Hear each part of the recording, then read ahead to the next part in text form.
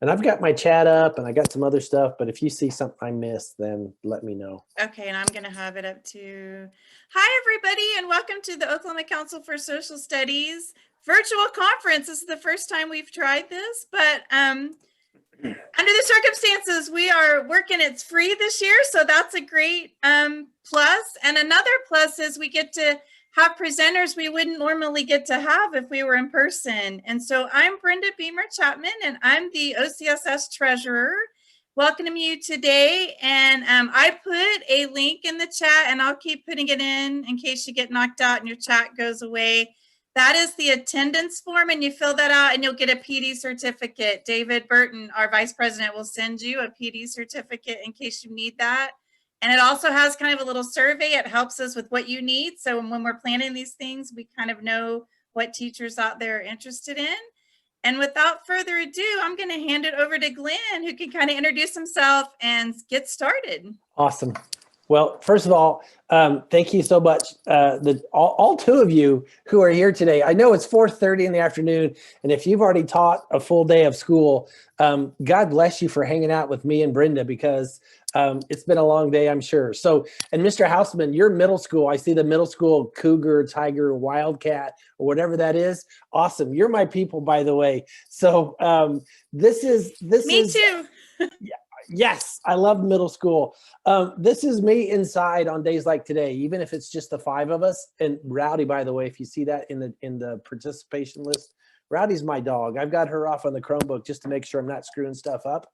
So the four of us are going to have a great conversation about social studies. And when I get to do that, this is what I look like inside, because I am a huge social studies nerd.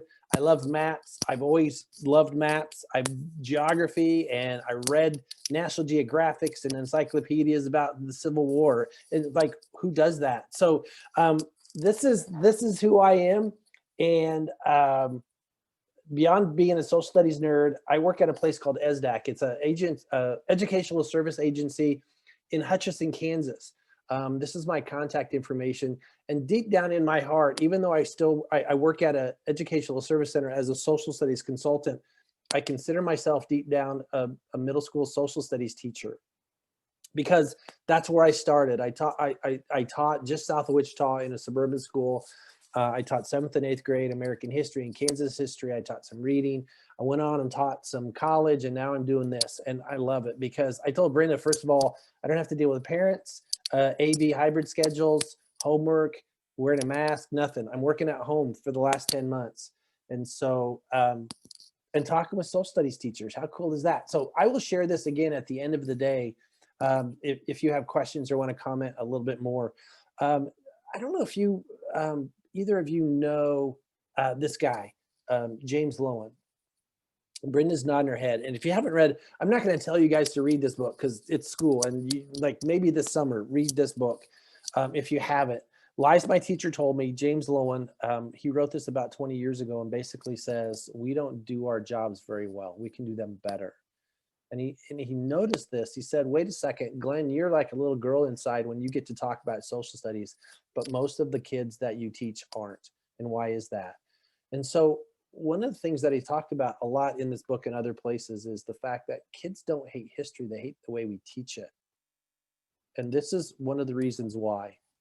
This is a worksheet I gave my kids the first 3 years I taught American history. Fill in the blanks, read the book, right? And as you come across something in the book and the word is missing, just copy it straight from the book and put it onto the worksheet, turn it in. And if you can copy and paste, nice job. You got an A, you're a social studies genius. This is why kids hate history. They don't hate history. They hate the way we teach it. So here's the point. You guys, what you do every day makes a difference. You guys are such foundational people in creating knowledgeable, informed, engaged citizens in a democracy. I can't even begin to say thank you enough. How you do it makes a difference. The problem we often have is, what can that look like? If I want to engage kids in social studies, engage kids in history, help them figure out how to solve problems, just give me some tools. What does it look like? How can I do my job better? So when I go and look at your social studies standards in Oklahoma, and I'm assuming you're both from Oklahoma, there are what they call social studies practices, right? These are skills and tools that our kids need to have so that they can be successful. So here's what we're going to do for the next 55 minutes. You can't, sorry, guys, there's only 4 of us. You can't hide. You can turn your camera off, but I'm still going to ask you to do stuff. So here's what we're going to do for the next 55 minutes. I'm going to go through basically 3 chunks of stuff that when I looked at your standards going, well, wait a second, what can this look like? What can look like these 3 things? How can I motivate inquiry in my kids? How can I train my kids to analyze evidence and solve problems? And how can I help them make connections and make claims? That's truly what we're trying to do here. All right. So here's where you don't have to go here. It's going to give you a ton of resources that you can use later, but it's also going to give you some resources that we can use now. So Brenda, as you write that down, put that in the chat for them if you could.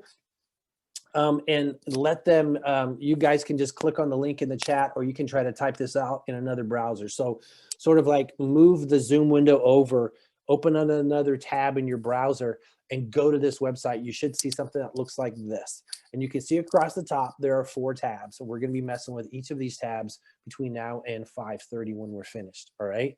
So I'm going to leave that up for about 5 seconds because I know it's in the chat and you guys can find it in there if you want to copy and paste from there. All right. Are we good? Give me a thumbs up. All right. I saw, okay. Yes. Awesome.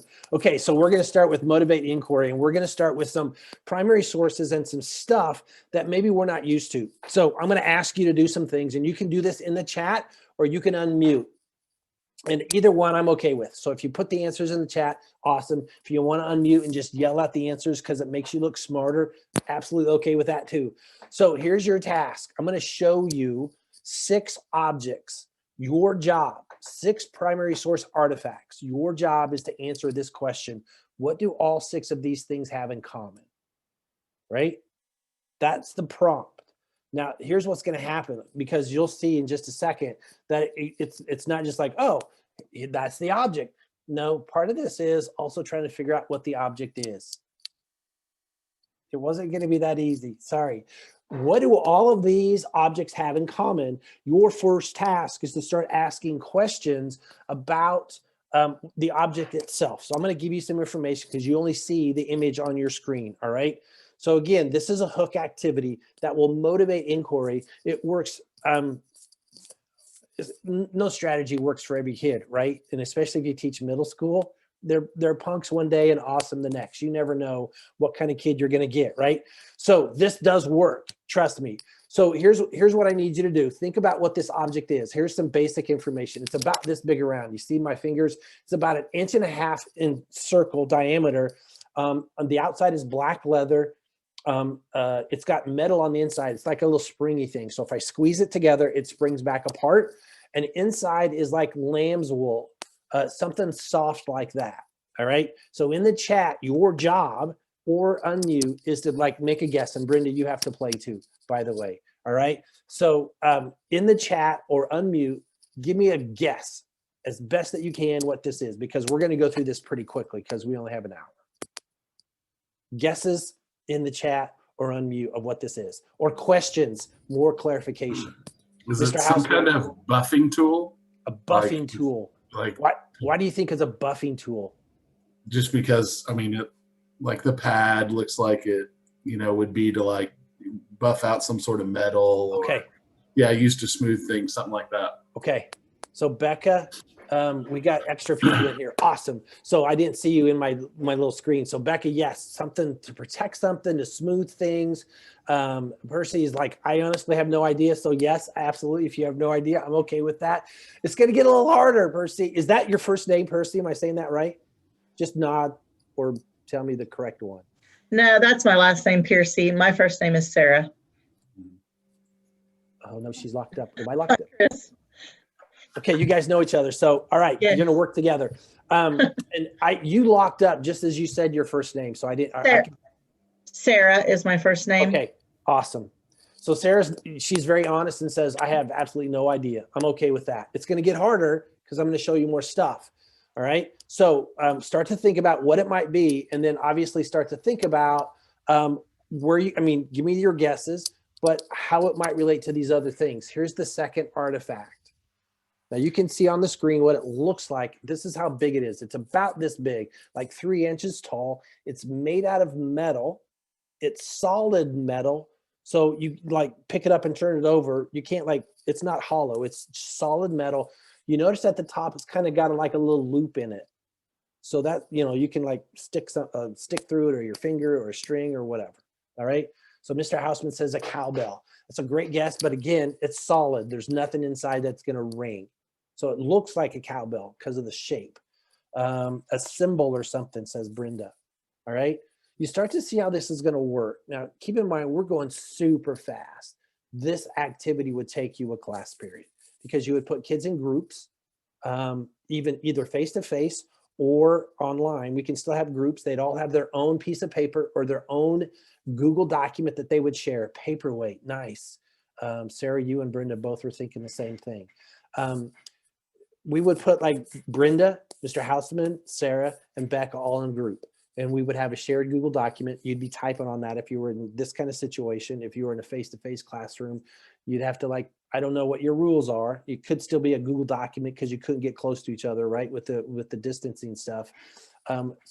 So you can do this in a couple different ways, but we want kids talking with other kids. So we're doing it like right now. We're just one big group. Becca says to stamp things down.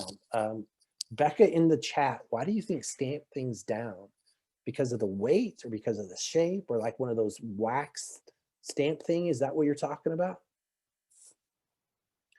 And as she's thinking about that and typing in the chat, you can see the two screens, right? The two images. These two things have something very much in common. Your job, figure out what that is, right? Don't forget what our prompt is. Figure out the answer to the very first guiding question. Here's the next one. We're not going to spend any time on this because the answer is pretty obvious, right? Brenda, what's the answer? No pressure, Brenda. Knife, I hope. It's a pocket knife, absolutely. Yeah. So yes, it's about 4 inches long. It's like little blades, you know, the things that kids my age growing up played with all the time at school because it was still okay, right? So it's a pocket knife, all right? So these are the three things. Whatever Becca's weight thing is, if it's a wax stamp thing, Mr. Houseman was talking about like a buffing thing and a pocket knife. What do they have in common? Continue to be thinking about this because that's our guiding prompt, right? And every time before we would move on, if I was doing this with my 32 kids in my classroom, before I showed them the next artifact, every group would have to make an educated guess. This is what group one thinks these things all have in common. And I would ask them, encourage them, require them to tell me why. What's your evidence? How do you know? Right? Because it goes back to those social studies practices, making claims using evidence, analyzing evidence, answering questions, right? That's what we're trying to train kids to be good at. At the same time of motivating the inquiry and helping them get engaged with the content. All right, here's the fourth item. We're going to keep going pretty quickly. This may be pretty obvious as well. So if somebody guesses correctly in the chat, I will tell you that you're right. But it's about 6 inches. It's made out of leather. You can see that there is text stamped on it in gold, and it folds over into threes, right? Any guesses? An old wallet, a pocketbook. Yeah, absolutely. So it's a wallet. You know, when you think about it, if we had it in our hand, it would have been really obvious. You'd fold it over, put your money in, stick it in, you're good to go, right? So that's the fourth item. We still have a couple that we're not real sure about. Pocket knife, really obvious. Wallet, pretty obvious. The other two, I'm not so sure. All right, so here's number 5. It's a piece of paper, and it's a pretty large piece of paper. It's about 8 inches long, and it's pretty tall, about 3.5 inches tall. It's paper. You only see one side of it. And I know you can't really zoom in on this on your screen. I'm going to give you a link if you really want to. I'll give you a link where you can see all of these images closer and you can zoom in on them. All right. And I'm going to read some of this to you. It says the Confederate States of America, $5, Richmond will pay to the bearer. There's a date, 1864. There's a guy's name there. There's some smaller type 2 years after the ratification of a treaty of peace between the Confederate States and the United States, blah, blah, blah. So you can maybe start to figure out, yeah, this is Confederate money. All right. And the last item, this little piece of stuff. Again, it's about 6 inches long, and it's made out of leather. You can only see the top, but it's about this thick. It's about 1 inch thick, and it flips open and shut. Flips open and shut. And if you can read it, it says Franklin and Company opticians, Washington, D.C. So you have all 6 now of these items. A glass case for something. Yeah, absolutely. That makes a lot of sense as it snaps open and shut. Now, here's the thing. They're not to scale in this image. I get that. But you have all 6 of these artifacts in one place and one image. Now, again, keep in mind, if you were my kids, every time we would move to the next artifact, I'd require you guys to make a guess to the prompt, which is, what do they all have in common? So your job, very simply, is talk amongst yourselves, and you can chat things. Mr. Hausman says it's a Confederate soldier. They would carry these things in the field with them. That's a great guess. Do you feel, I mean, in the chat, or you can unmute. How do you know? I mean, it's got to be something to do with that. Why? Because it's Confederate money, and Okay. like Union soldiers or anyone in the Union's not going to carry Confederate money. Right. So for you, the $5 bill that's like the key piece of evidence right now. I think so. Okay. Any guesses right now? I know we're going fast. Any guesses on those, like 2 on the far left? And what they would be doing in a Confederate soldier's backpack or whatever? Yeah. Sarah says she likes your guess. I don't know if she. So like with the little cloth thingy, I keep thinking like, now this is jacked up, but like something to like clean a sheath off with. Ooh. Like if it got bloody or something like that. Like your sword, you'd like. Yeah, exactly. Yeah. See, or now like you're the end of thinking like a middle bayonet school or something kid. like that. Yeah, you're thinking like a middle school kid right now. Blood and guts. Yeah, absolutely. Yeah. Nice. I'm not sure why they would carry that weight thing, though. That's the only thing I can't put together. Yeah, absolutely. That's a sticky one. So here's the thing. If you want to go and look, I'm going to give you some more information, maybe some more data that might help. But I would want you to put, if you were my kid, I'd say I need more guesses. I need more information, right, before we move on. If you want to go look at this image big, and you can zoom in and pinch it, right, or like do whatever is on your computer, go to the website that Brenda put in the chat. She's going to put that in again. Brenda, I'm going to work you like a rented mule. I need you to put that link back in there, or you guys can scroll up where she put it before. I'm not sure if Becca saw it. Click on Motivate Inquiry. This should be the first link in that list. You can see all 6 of the artifacts in one image. All right. Now, again, I would want my kids to tell me the answer. So if you feel comfortable, and right now, Mr. Hausman's already guessed. Sarah's still trying to figure out. She's like, oh, yeah, I'm going to go with that, Confederate soldier. Becca, if you want to put something in there, absolutely take a guess. But I want to give you some more data, because here's what would happen. If I was doing this with my kids, and again, I taught 8th grade for a long time, so I'm going to stick with 8th grade. If I was teaching my 32 8th graders, the bell's about to ring, I'd literally look at my watch and go, oh, we don't have time to finish this. We need to finish this tomorrow. Because what's going to happen if I tell first hour what the answer is? Right? Yeah, because middle school kids are punks, right? They're going to tell second hour. And then the whole point of this exercise of training them to ask questions and think about evidence and make claims is just out the window. So I'm not going to tell anybody the first day, where I'm going to time it so it works out, just so that either the bell rings or we're going to lunch or whatever, right? We come back the next day and I say, what's your guess? Do you change your mind? I guarantee some of your kids will have already Googled this, right?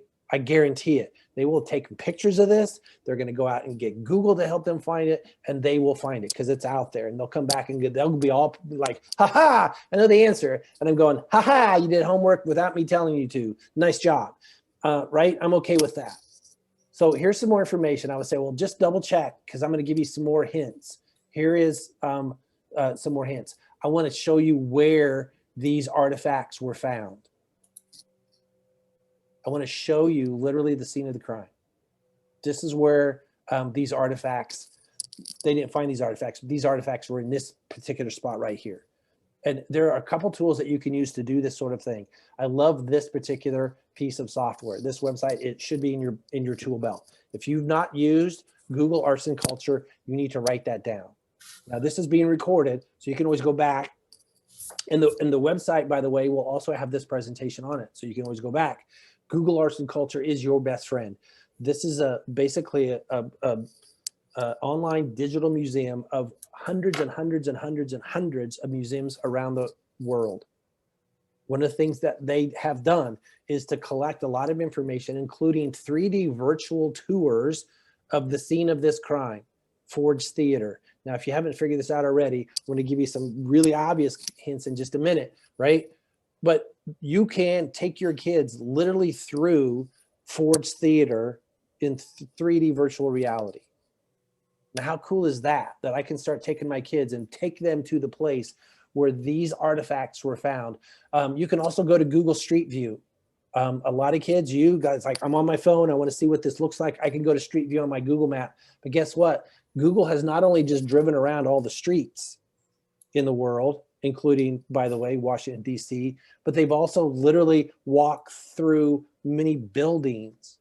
So you drop that little Pegman guy, that little Street View person on Google Maps, boom, it drops you right inside a Ford's Theater, and you can walk by clicking the arrows just like you would in a regular Street View inside Ford's Theater, and you can take them up to where this event happened, right? Those are some hints, by the way. Because here's the answer. Maybe not a soldier, but someone else involved. Yeah, absolutely. Somebody else was involved. All of these things, by the way, were found in Lincoln's pockets when he was carried across the street to the boarding house from Ford's Theater. These are the things that were in his pocket the night he was assassinated. Now, start to think about some of the questions you and your students will have about those artifacts, about those pieces of things. So you can see now they're to scale, right? Off on the left-hand side are those two little things that we started with. Any guesses now what those might be?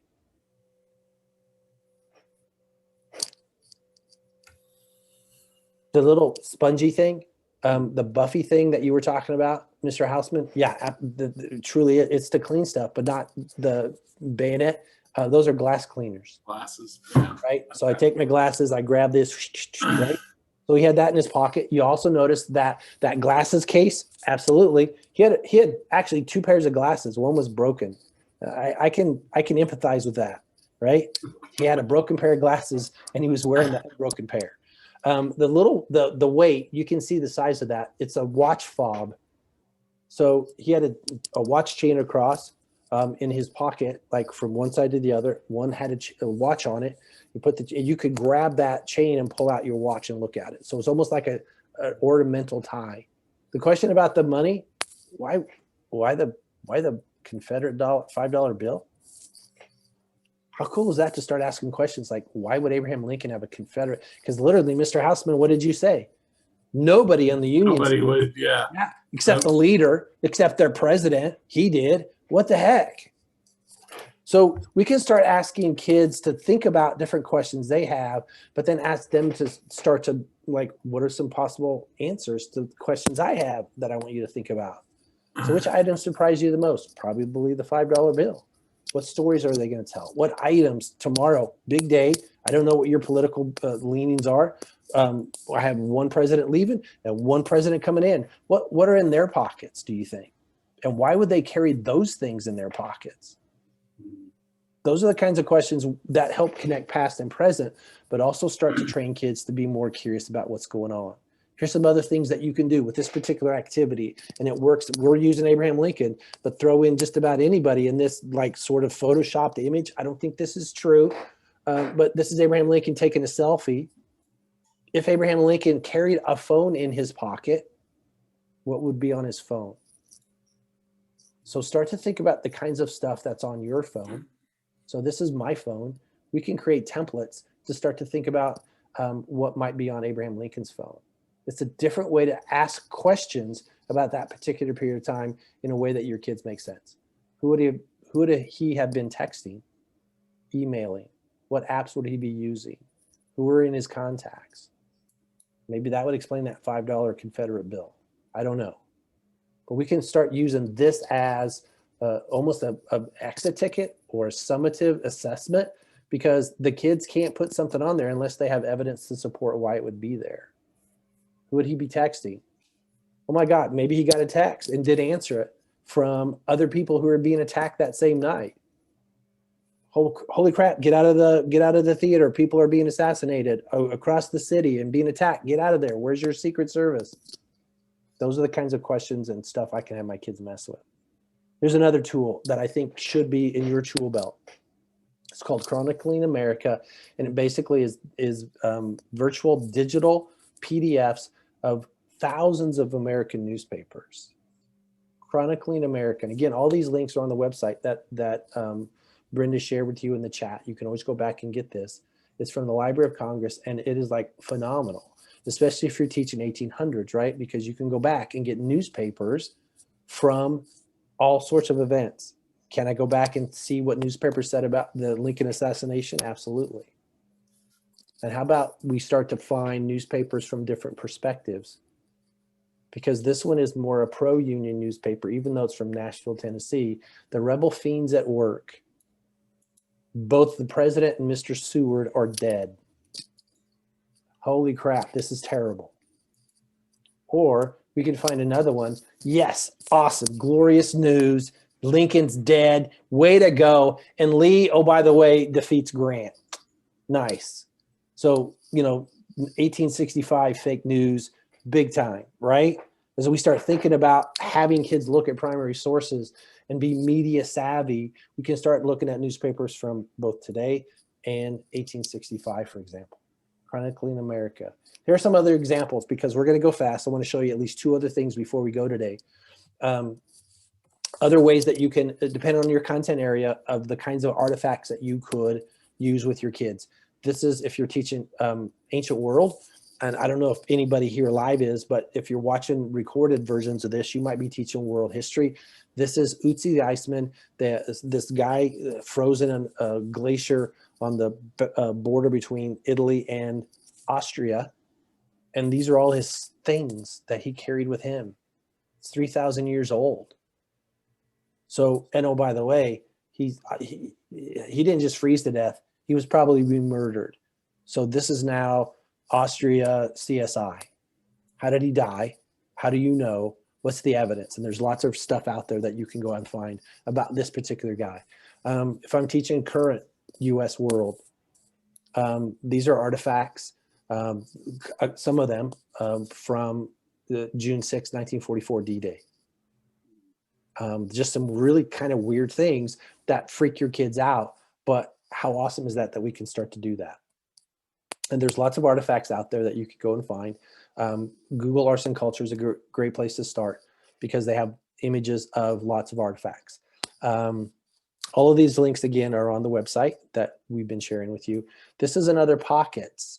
These are all things found in Malcolm X's pockets when he was assassinated in 1965, I want to say. I may be wrong, 64, 65. So there are things out there that we can use, and we start talking about artifacts. But keep in mind, everything is going to tie back to that idea of training kids to ask good questions, make claims with evidence that you help them make sense of. All right. So there's lots of other things on the website under motivating inquiry that we don't have time to go into today, but you can start to think about using in your own classrooms, in your own activities, in your own lessons. So definitely go back and check all of that stuff out. All right. I want to get through these last two things. Analyzing evidence, solving problems, and then making connections. So if you're not familiar with this particular historical thinking chart, and I hope you are, I don't assume anything. This is the historical thinking chart from Sam Weinberg's Stanford History Education Group. Give me a thumbs up if you guys have heard of SHEG or used SHEG. Sarah says, yeah. Becca, I can't see you because I've got my weird sort of, okay. So the Stanford History Education Group does a lot of work and provides lots of resources to help you and your students practice historical thinking, to make sense of primary sources. Again, one of the things that your standards say has to happen in your classrooms are those social studies practices, right? And Brenda is like the person to talk to about, because she works out the Oklahoma Department of Education. I'm going to suggest, and Brenda, correct me if I'm wrong, but I'm going to suggest these sorts of questions are the kinds of things we need to train our kids to do whenever we give them evidence, primary sources or secondary. We need to train our kids to start asking these sorts of questions. All right. So thank you, Brenda. She's giving me a big head nod. And when we start to think about how we can train our kids to do this, this is one of those activities that we can use. And it's very similar to the one we just did, in the fact that we're going to ask kids to make claims and use evidence to support their claims. This is called a visual discrepant event inquiry. And again, the examples on the website, how to do it on the website. This is a hook activity as well, but it really helps kids start to think about evidence. So here's how it works. I'm going to ask you, again, to solve some problems. Here's the problem I want you to solve this time. I'm going to show you part of an image, and you can see the first part right there. I'm going to continue to show you more and more of this image. It's almost like a reverse crossword puzzle, right? That I'm going to give you more and more pieces. Each time I show you a piece, I'm going to ask you to answer these three questions. Where was the photograph taken? When was it taken? And what's happening in the photograph? So Becca, yes, absolutely. Thank you so much. You put some stuff in the chat there. Much of the content here. Summer camp, Brenda says. So before we move on to the next piece, you have to answer at least one of these questions in the chat. No pressure whatsoever. This is new to you, and I get it. Brenda was the brave one to start and break the ice. She says, summer camp, you don't need to explain it. Brenda does. Brenda's going to have to explain her answer in just a second, but I want each of you to make a guess, where, when, or what. But in your head, you have to be ready to give me your answer using evidence, like Brenda's going to model for us. Brenda, why do you think this is summer camp? So it looks like they have shorts, so the weather must be a little warmer, and it looks like they're in a club or they're together. They have a uniform of some kind, so maybe it's some kind of, I don't know, people are saying Boy Scouts, but some kind of club that they're having a camp. Yeah, it looks like it's outside. It looks like dirt. I got dirt. Trees. I got trees. Yes, absolutely, Brenda. Awesome modeling of answering the question and using evidence to support your answer. Now, the cool thing about this is, again, we're going to ask kids to document all of their stuff. Like, here are my answers, the first part of the image. Here are my answers, the second part of the image. We keep going all the way through this. And what we start to see when kids do this is they go, oh, that's the dumbest answer ever. But it was all the evidence I had, right? We only have a small piece. Brenda, you may be completely wrong, but you gave good evidence to support your claim right now. You may change your mind as we go through this, and that's okay, because you'll start to see, wait a second, I have new evidence. I have to change my mind. How powerful is that? It kind of looks like a Hitler group or something. Holy crap, you would look at Mr. Houseman, he's going, yes.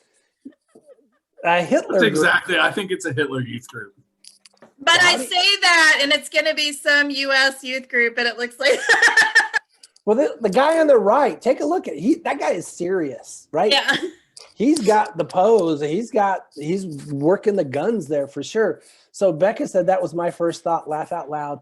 And this is what historians do. Absolutely. So you might be like Boy Scouts, and thank you, Sarah, for going to Boy Scouts as opposed to these guys going to Hitler Nazi youth people. Wow. Okay, so we're gonna find out who's right or who's wrong. Here's the second piece. In the chat or out loud, tell me what you think the answer is to where, when, and what. Do you change your mind? I didn't see any whens, by the way.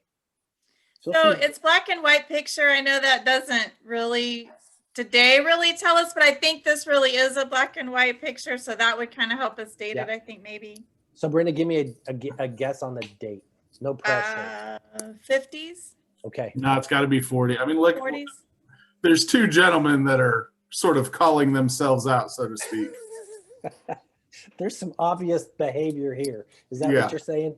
I'm Okay. just a couple of Hey, guys. but I'm just starting off- telling you, there are some patriotic U.S. pictures where kids do that. So it's hard to know. So again, and Becca says, yeah, maybe in the 40s. Sarah's yes changed. So Hitler Youth, late 30s, early 40s. So again, every time we do this, you and your group have to like make a claim, use evidence. We're going to continue to go through this pretty quickly. And I would show a little less of, right, we're only going to show 4 parts. Here's the other thing. And I want to say this before I forget. At the end, before the big reveal, one of the things that works really, really well, especially if you're face-to-face, is that we're going to send Sarah, she's our rover. We're going to send Sarah counterclockwise to group 2. Group 2 is going to send their rover 3, 4, 5, 6, and she's going to come back to us and say, okay, this is what I heard from all the other groups. We are so far off of why I think we're like, here's what everybody else said. See how this works? We're literally giving you the opportunity as students to talk to everybody else in the classroom when we rotate like that. Now, if you're in a face-to-face, works really well. If you're in a Zoom or Google Meet, you're gonna have to work out the breakout rooms, or you're just gonna have to have everybody share out either on a Google document, type it out, or you could just have people share out. All right. But that idea of having Sarah go out and talk to everybody else and come back with what their answers are. Yeah. We didn't see these like Nazi salute people. We missed it. I don't know how we missed it, but we did, right? That sort of conversation really comes into play. So we're going to go a little faster. You know how this works, right? And then we get to this. There's one little piece left. And I don't know if there's any native German speakers or any fluent German speakers. I used to speak German pretty well, but I'm going to translate. Tell me if I'm wrong. On that sign to the left, it is in German. It says, young boys, young men, young ladies, you are now one of us. You are part of us. So this is where I would say, okay, final answer, write it down, put it in your Google document, put it in the chat, put it on your piece of paper. I've had teachers put those big poster papers up on the walls and write on there, and then have people rotate around to look at each poster paper. We would say, okay, final guess before the final reveal. I just want to reference that we got this on the first image. You guys are the gifted group. Absolutely. Absolutely the gifted group. If you're right, I don't know. Maybe you're wrong. So give me. If you're wrong, this is a really weird camp altogether. Okay, so Mr. Hausman, tell me, like, give me, because are we all in agreement? 1940s, late 30s. We okay with that? Anybody disagree, Becca? Because if you do disagree, put it in the chat or just yell it out that we're all full of crap. Okay, so Becca says okay. Hitler Youth, we're all okay with that? Mm-hmm. Okay, we don't have a where. It's got to be in German. Brave, chat it out or yell it out. Well, the sign was in German, which might make you think it was in Germany. Unless we're trying to learn German, and then it could be anywhere, I guess. Okay, so I'm going to just, like, I haven't heard anybody disagree with Brenda. 1930, probably Germany. Becca says yes. Could be Poland or Germany, Sarah says. So Europe, Germany, Poland, German-speaking area. Got it. Okay, so if you want to see the final image, you can zoom in and get a little closer, which I think is really good. And like if I'm doing this virtually, I want kids to be able to get in close and look at it. You can do this too, by the way, super low tech, face-to-face. Just Xerox these, tear them in 4th or 5th or 6th and hand each group one piece at a time, right? You don't need the technology, overhead projector, whatever. It all works the same. All right. So before we get to this and I show you the actual answer, start to think about, because again, this is that fake, like we're going to wait till tomorrow. We're going to come back to it. But what are some images that you could use? Be thinking, I'm going to show you some more examples, but you should be thinking of some examples like, oh, that's in my book. Yeah, that would work. Or your supplementary materials or an image that you already know about. It could be even personal photograph that you bring from home, something. Flags they put up for the inauguration, like the ones that, yes, did you see those that are showing up tomorrow? There's like, however many thousand of those flags. Yeah, that would be like weird, right? You're trying to find that one little thing that just doesn't seem to make sense that you can cover up.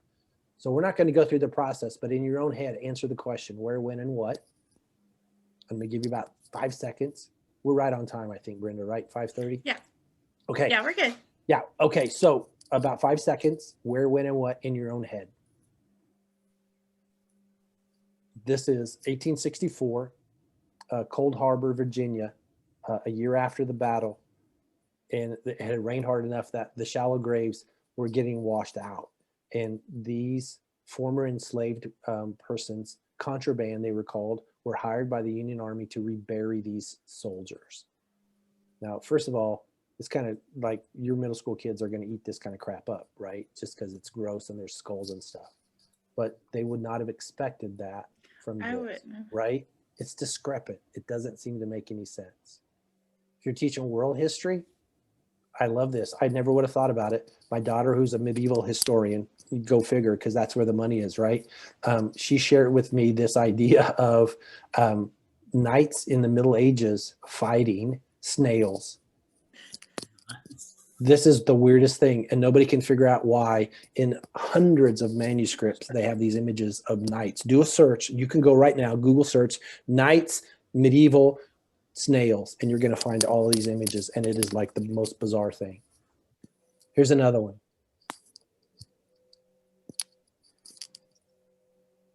When I show this, I do this a lot with teachers and students.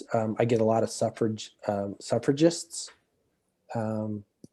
nurses. No. I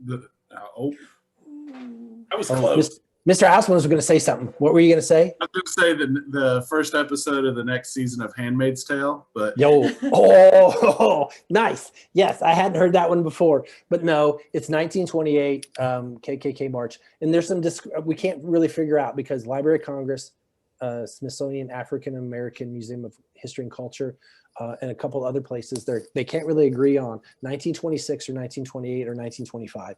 80,000. KKK. But that's the beauty in showing this, because we don't really know, and that's what historians have to do. So if I'm going to teach, even if I'm teaching current U.S. history, do you think I can make a connection between this image and what's happened in the last 2 or 3 weeks, last 3 or 4 or 5 years, last 10, 20 years, last 100 years, last 400 years? This is just one of those spooky little images that helps us connect past and present in kind of scary ways. 80,000, and you notice they don't have their hoods over their faces. You notice there's lots of people on the sidewalk. You notice the Capitol building in the background. We can make connections. That's our job, right? What? Training kids to ask good questions. So here we go. Back to this one. Final answer. We already got it. I will tell you that you're pretty close. You're pretty close, but you're not right. It's 1938. It is a Nazi Hitler youth camp, but it's not Germany. This is New Jersey. Yeah. This is New Jersey. This is the American Bund, German National Socialists in the United States send their kids. Literally, Brenda, you were right. This is a summer camp. They are lowering the flag at night. They're playing taps. So American flag in the top left. We haven't figured out really what the flag on the right is. And here's the scary part about this particular, that will always freak your kids out. I did not know this until about 10 years ago. But this salute like this, what does it look like? Well, that's the Nazi salute. No, what are they looking at? They're looking at the American flag. This is the American flag salute. Because when the American flag salute was written by a guy named Ben-Ami, he also invented the salute. And you start like this with your palm up, you turn it over, and then you bring it back down to your heart. That's the American flag salute. In 1938, that's how you saluted the flag. Now, in 1942, again, I didn't know this growing up. Nobody taught me this. 1942, we changed it. Why do you think we changed it? Yeah, we got some really bad optics going on here, right? In 1942, we don't have this. No, this, yeah, we're okay with this. All right. So tomorrow, when you and your kids are watching the inauguration and they like make the pledge or they have like the flag and we're doing like now, all right, kids remember that kind of weird crap, right? So the idea of this sort of discrepant event inquiry is just super powerful because kids remember it, but we're training them to ask questions using evidence. Now for the younger kids, you could even do this. I'm okay with this too. So instead of asking where, when, and what, have kids write captions for those images. Every time you reveal a new piece, kids have to rewrite the caption. That's basically doing the same sort of thing, but in a different way. It's just a little less stressful for some of your kids. So maybe start with the caption idea early in the year and then move to the where, when, and what later on in the year. All right. Now we're going to keep going. We got about 15 minutes left. I got at least one more cool thing I want to show you before you go. But people always ask me, first of all, how do you get the images to like disappear like that? It's just you put white square shapes over the image, and then the next slide you just delete the shape and then stretch the shapes. Pretty simple. I also get questions about where do you find your images? Well, you already might have some really good ones in the back of your head, but even if you just, oh yes, Brenda. And there's another way. Brenda in the chat said, I want to talk to the photographer. Another way to do that is, see, now I'm way off task because I'm a history nerd, right? Thank you, Brenda. Start to ask the questions, what did the photographer leave out? What's outside the frame? What's going on in that same time at the same place, but we don't see it because the photographer framed it in a certain way. So that's high level critical thinking sorts of stuff. And it's also motivate kids like, oh, I know the answer to that. Over here, there was this going on. Or let's go and do some research and find out. Okay. Where do you find them? You can just go to Google Images and just type in the weirdest kinds of stuff, like strange, weird, historical, odd photos, 1930s. And trust me, you're going to find the weirdest photographs of all time. When you use those kinds of phrases, those kinds of keywords in your Google search, if I'm going to teach like 1800s, I'm going to like Civil War, weird historical photos, Civil War, and then click on Google Images. Weird stuff out there, trust me. So be careful what you do, what searches you do at school, just saying. New York Times has a really good New York Times education. Yes, students, Becca, absolutely. There's some, and this is it. You see this right here. New York Times Education Network has something that they call What's Going On in This Picture. About once a week, they put this sort of strange image and kids have to start to guess the same way we were doing, except they see the whole image. You notice in that bottom right-hand corner, you can go and view this webinar. It's more professional development for you. I know you're busy, but put it in your, your tool belt for later when you have some time. They have this on-demand webinar that trains trains you how to train kids to ask the right sorts of questions about the images they're looking at. Lots of media stuff out there about being media literate. Absolutely, good point. I have my favorites, primary source sites. I'm going to ask you to be thinking about your favorites to put in the chat. I don't often, share my favorites, but when I do, these are my favorites. These are my favorites today. Next week, they may be different. But again, these are all linked on the website. I'm not going to talk about them, but just so you know, these are my favorite places to go to find primary sources, as well as lesson plans to go with them, especially Docs Teach. Awesome, awesome, awesome. These are all awesome, by the way. The Internet Source Book, if you're teaching world history, that's perfect for you. A News ELA, you can get some of that stuff for free. They cut off their free stuff last fall, which I will forever hold a grudge. But if your district has the money to purchase News ELA, here's the cool thing about that. If you're not familiar with News ELA and some of the things they do, they have articles, current events, lots of stuff, but they also have lots of primary sources and source text sets. And all of those are leveled by Lexile reading levels.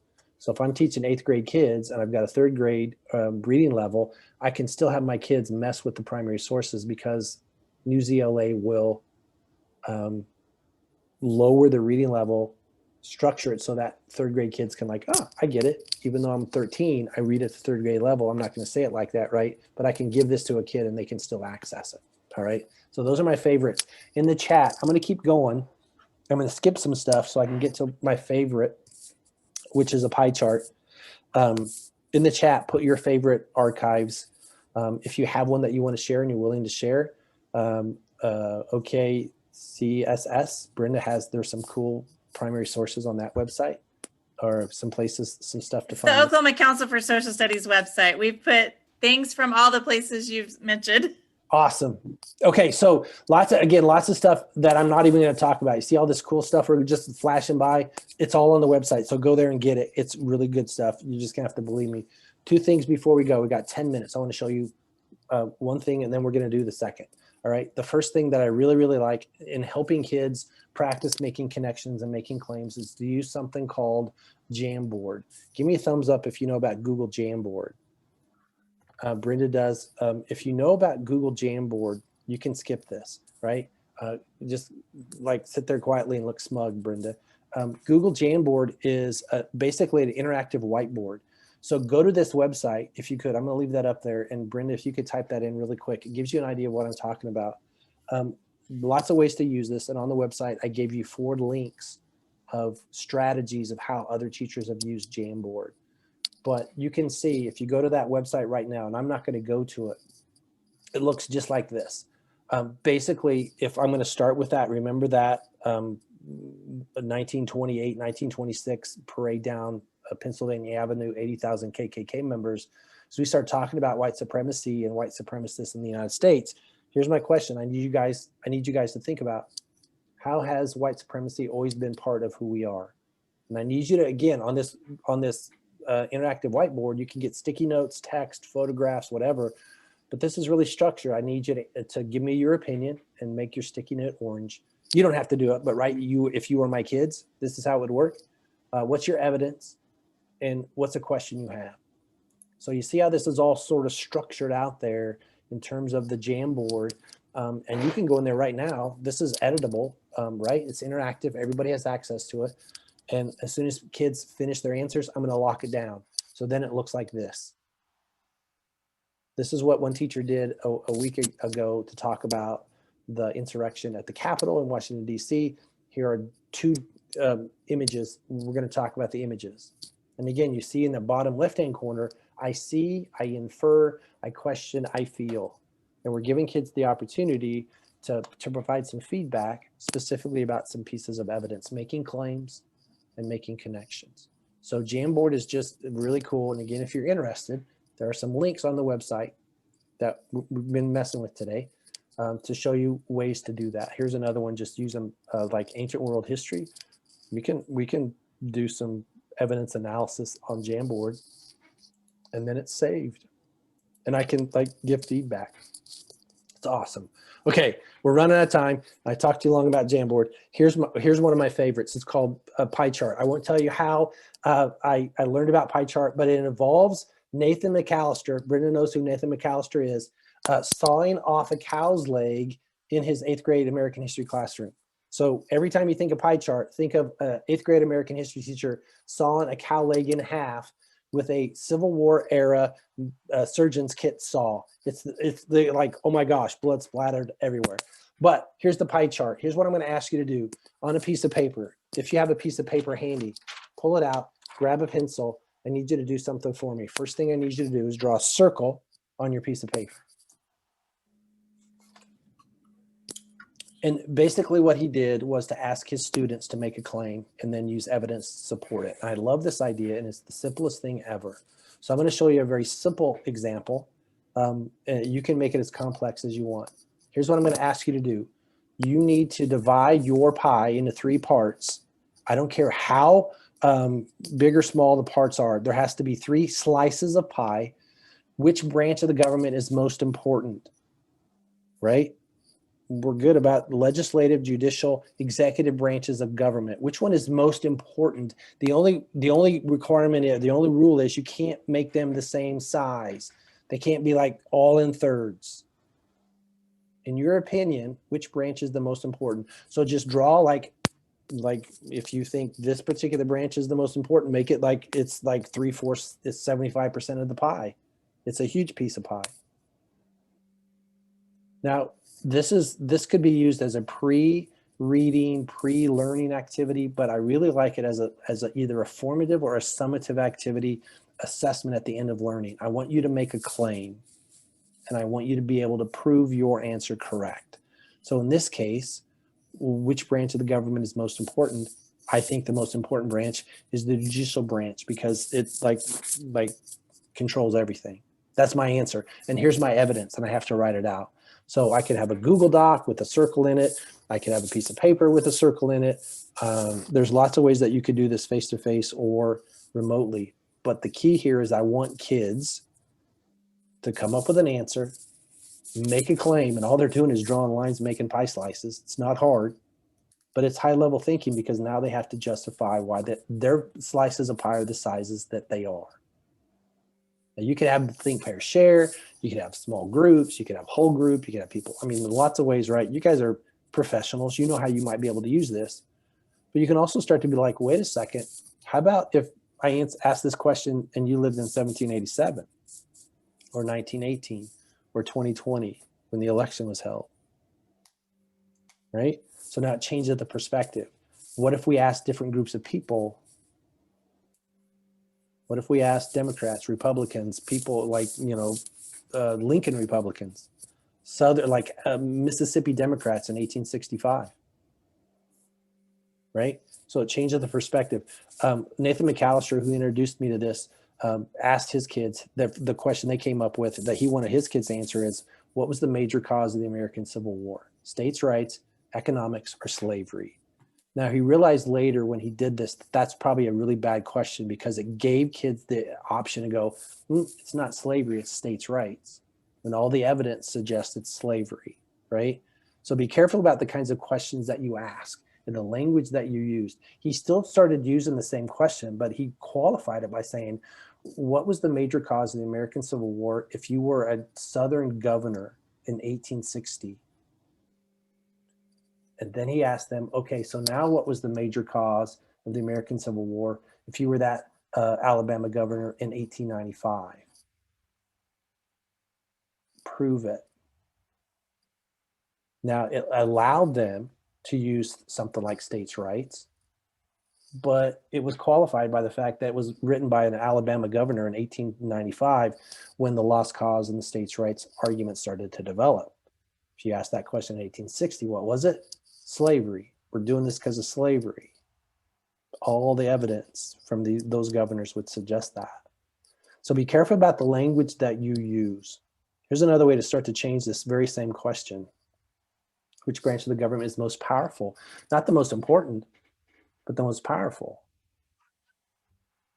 And again, how relevant is that sort of question to right now as we roll over into a new administration? Well, I'm going to argue legislative. They certified the results.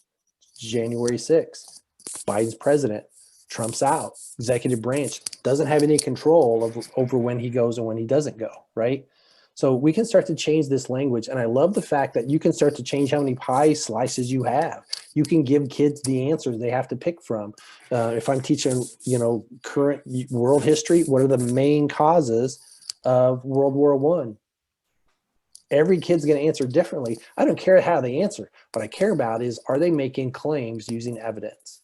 All right. So I've got about 2 minutes left. Just so you know, this is, again, one of my favorite little tools. It's called hexagons. And we force kids to sort the hexagons and connect them and make arguments about why you connected them the way you did. And there are online versions that you can use. There are paper and pencil versions that you can print out and use. You can have these on your final exams for the unit. You can do it. Oh, there's just so many ways. That's one of my favorites. We don't have time because it's already 5:30, and Brenda's going to shut us all off, and you're going to go you're going to go drink because it's been a long day. That's what I'm going to probably do. All right. So there are lots and lots of stuff on the website that you can use. You've got the website. You've got my contact information. That's on the website as well. If you need more tools, there are more tools out there. First of all, you can go to this website. That's also on the front page, on the home page of the website that Brenda's been popping into the chat all afternoon. And I want you to, this is sort of your, I don't have time to play the video. What are you thinking about? It was a German Coast Guard guy, and the guy said, what are you thinking about? We're sinking. And the German Coast Guard guy says, what are you thinking about? It's a long story, but do a Google search. It'll make sense when you see the video. Yes, absolutely, Sarah, you're welcome. As you walk away, your job very simply is pick one of these tools and play with it in the next month or so. I know you guys are incredibly busy. Total respect for everything that you're doing. Brenda and I were talking about how hard your jobs are and how easy our jobs are, not the same. So pick one of these in the next month. Commit to trying some of these strategies, using some of these resources between now and the middle of February.